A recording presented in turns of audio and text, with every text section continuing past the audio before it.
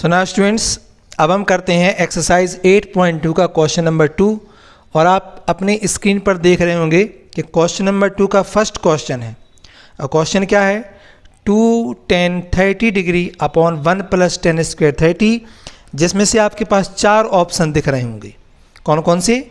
A sin 60 degree, B cos 60 degree, C tan 60 degree और D sin 30 degree.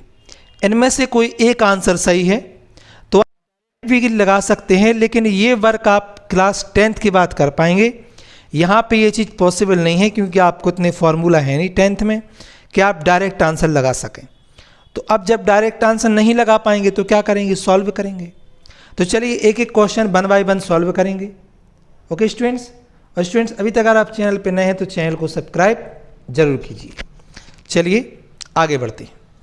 देखिए, जब solve करेंगे तो सॉल्व करने के लिए लिखा हमने यहाँ पे कि 2 tan 30 और अपॉन में क्या है 1 + tan स्क्वायर 30।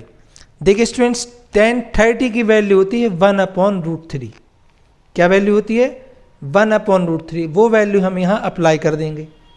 तो 2 × यहाँ पे क्या लिखेंगे? tan 30 की वैल्यू 1/√3 और यहाँ पे 1 + 1/√3 पे स्क्वायर बन जाएगा। तो अब देखिए यहाँ पे 2 बन जाए 2, तो यहाँ पे बनेगा 2/√3। यहाँ पे आते हैं 1 + 1/3 बन जाएगा कम्प्लीटली। ये 1 पे स्क्वायर 1 और √3 पे स्क्वायर 3। 3 का मल्टीप्लाई 1 में करेंगे 3 बन जाए 3, 1 क्या बनेगा 4। तो देखिए 2/√3 और यहाँ से 4/3। अब क्या करेंगे हम? इस जो नीचे फ्रैक्शन है यहाँ पे, ये ऊपर जाएगा तो ये रेसिप्रोकल हो जाएगा। रेसिप्रोकल हो जाएगा तो 2√3 और यहाँ पे 3/4 कैंसिल कर देंगे हम। तो 2 से 4 कैंसिल कर दिया तो आंसर क्या बचा हमारे पास? यहाँ पे आंसर बचा 3/2√3। अब आप क्या कीजिए, √3 से मल्टीप्लाई कर देंगे, √3 से डिवाइड कर देंगे। तो देखिए √3 बन जाएगा 3, तो यहाँ पे बनेगा 3√3/2 × 3। तो अब देखिए 3 क्या हो जाएगा? कैंसिल। तो आंसर बचेगा 3/√3/2 और √3/2 होता है हमारे पास ओनली sin 60। तो आपका जो आंसर है वो है करेक्ट, sin 60 मतलब A। क्लियर? अब देखिए स्टूडेंट्स, अब आपके पास है क्वेश्चन नंबर 2। ओके, और क्वेश्चन नंबर 2 क्या है कि 1 - tan square 45 degree upon 1 + tan square 45 degree. और इसकी वैल्यू क्या होती है? A tan 90, B 1, C sin 45 और D 0। क्लियर? एक एक वैल्यू रख के हम आगे बढ़ते हैं, देखेंगे कौन सा हमारा ट्रू होता है या फिर सॉल्व करते हैं। तो यहाँ पे हमें क्या वैल्यू दी है कि 1 - tan स्क्वायर 45 और डिनोमिनेटर में क्या है 1 + tan स्क्वायर 45। ठीक है। अब tan 45 की वैल्यू होती है 1, तो यहाँ पे नेक्स्ट स्टेप मिलेगा हमें 1 - 1 पे स्क्वायर, यहाँ मिलेगा 1 + 1 पे स्क्वायर। 1 पे स्क्वायर की वैल्यू स्टूडेंट्स 1 ही होती है, तो यहाँ पे 1 - 1 और 1 + 1, तो 1 - 1 क्या होगा? 0/2। तो स्टूडेंट्स इसका आंसर आएगा 0, और 0 आपके पास ऑप्शन है D। इसका मतलब है कि इसका सही आंसर क्या है? D है। ठीक है। तो स्टूडेंट इसके बाद हम करते हैं क्वेश्चन नंबर 3। देखिए स्टूडेंट्स, क्वेश्चन नंबर 3 जो है वो क्या गिवन है कि sin 2a = 2 sin a is true when a की वैल्यू क्या होगी? a = 0, b = 30, c = 45 and d = 60। तो इसको सॉल्व करने के लिए हमें क्या गिवन है कि sin 2a = 2 sin a। तो अब इस चीज़ का कोई डायरेक्ट फार्मूला तो होता नहीं है कि sin 2a is equal to 2 sin a हो, तो बारी बारी से वैल्यू रख के देखेंगे कि कौन सी वैल्यू सेटिस्फाई करेगी। पहले 0 रख के देखते हैं, अगर दोनों साइड इक्वल ना आए तो फिर हम 30 रख के देखेंगे, फिर भी इक्वल ना आए तो 45 रख के देखेंगे, और फिर भी इक्वल ना आए तो 60 रख के देखेंगे। तो 1 बाय 1 वैल्यू हम यहाँ पे रख के देखेंगे, ठीक है।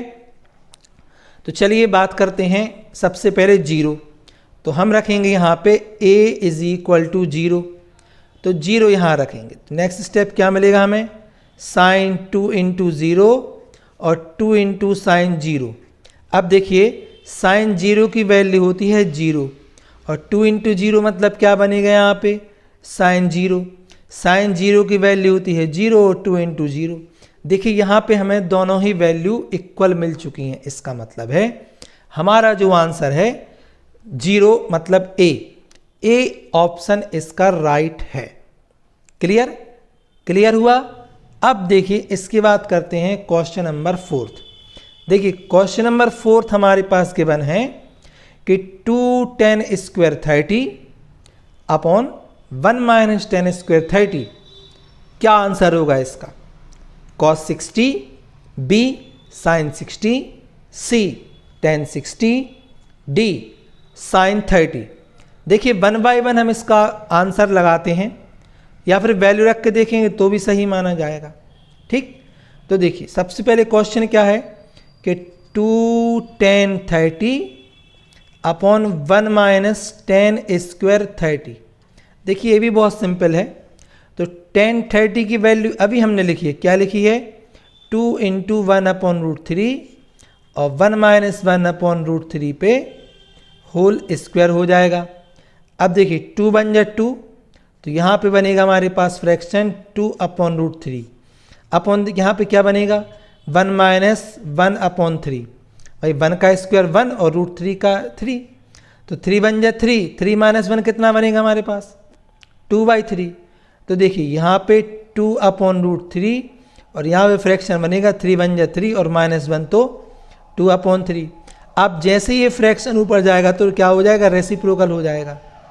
जब रेसिप्रोकल होगा तो 2 upon root 3 multiply by 3 upon 2। अब देखिए 2 और 2 हो जाएगा कैंसिल, तो क्या बचेगा हमारे पास स्टेप 3 अपॉन रूट 3, ठीक है। तो अब क्या करेंगे हम कि रूट 3 का मल्टीप्लाई कर देंगे, रूट 3 का डिवाइड कर देंगे, तो रूट 3 हमारे पास हो जाएगा ओनली 3, तो 3 रूट 3 अपॉन 3। तो अब देखिए यहाँ पे ये 3 और ये 3 दोनों कैंसिल हो जाएंगे, तो आंसर क्या बचेगा ओनली रूट 3। और स्टूडेंट्स रूट 3 की वैल्यू क्या होती है, रूट 3 की वैल्यू होती है हमारे पास ओनली tan 60। इसका मतलब है आपका आंसर जो सी है वो एकदम करेक्ट आंसर है, दैट इज tan 60। ओके, अब स्टूडेंट्स इसके बाद हम सॉल्व करते हैं क्वेश्चन नंबर 3। देखिए स्टूडेंट्स क्वेश्चन नंबर 3 पे आते हैं। 3 क्वेश्चनों को देख के आप डरिए नहीं, बहुत सिंपल है, हम एग्जाम्पल में भी ऐसा क्वेश्चन कर चुके हैं तो यहाँ पे भी करेंगे। अब ये वैल्यू दी है a प्लस भी 0 से बड़ी है 90 से कम है, तो वो जो प्रूफ करोगे वो ही आएगा, तो इनके बारे में ज़्यादा सोचना नहीं है। ये वैल्यू यही है जो निकलेंगी उसी के अकॉर्डिंग आएंगी।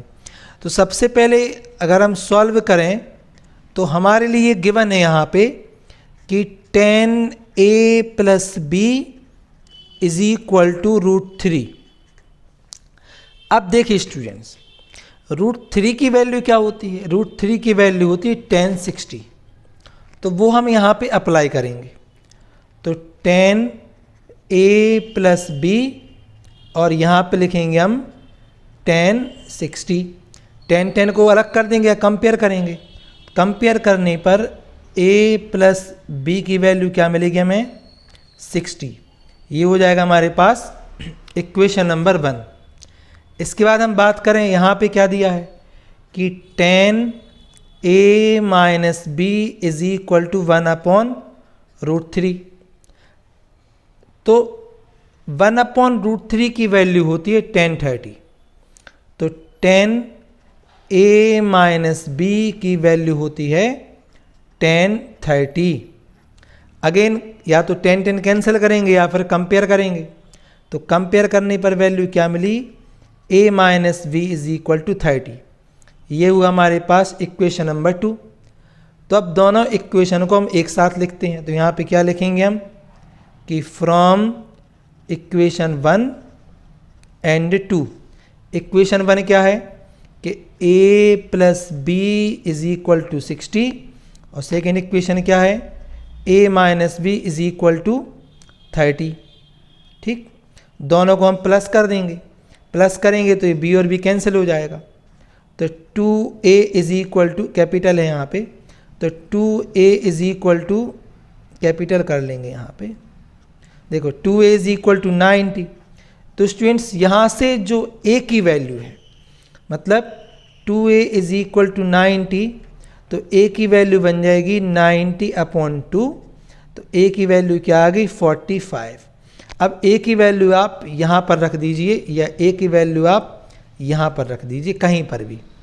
तो यहाँ पे लिखते हैं फ्रॉम इक्वेशन 1। इक्वेशन 1 में वैल्यू रखेंगे तो a की वैल्यू यहाँ रखेंगे, तो 45 plus b is equal to 60। तो स्टूडेंट्स b की वैल्यू मिलेगी यहाँ पे 60 माइनस 45 और b की वैल्यू आ जाएगी 15। तो देख पा रहे हैं यहाँ पे जो a की वैल्यू है ये 45 है और b की वैल्यू है 15 है। दोनों ही वैल्यू जो है उनका सम 90 से छोटा है और दोनों ही वैल्यू का जो सम है वो 0 से बड़ा है। और देखने वाली बात यहाँ पे है कि जो a की वैल्यू है 45 ये b से बड़ी है। दैट मीन्स कि क्वेश्चन में क्या दिया गया है इससे फ़र्क नहीं पड़ता है, हमें बस अपनी मेथड सॉल्व करते आना चाहिए।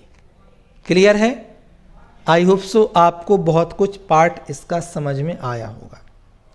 इसके बाद हम बात करते हैं क्वेश्चन नंबर 4 की। 4th क्वेश्चन है वो विद द एक्सरसाइज है। तो जब इस चैप्टर से रिलेटेड हम एक्सरसाइज बनाएंगे तो क्लियरली वहाँ पे हम इस क्वेश्चन को ऐड करेंगे, तो आप उस समय इस क्वेश्चन को समझ लेंगे। ठीक है, तो यहाँ तक ये वीडियो हम फिनिश करते हैं क्वेश्चन नंबर 2 और 3 पे।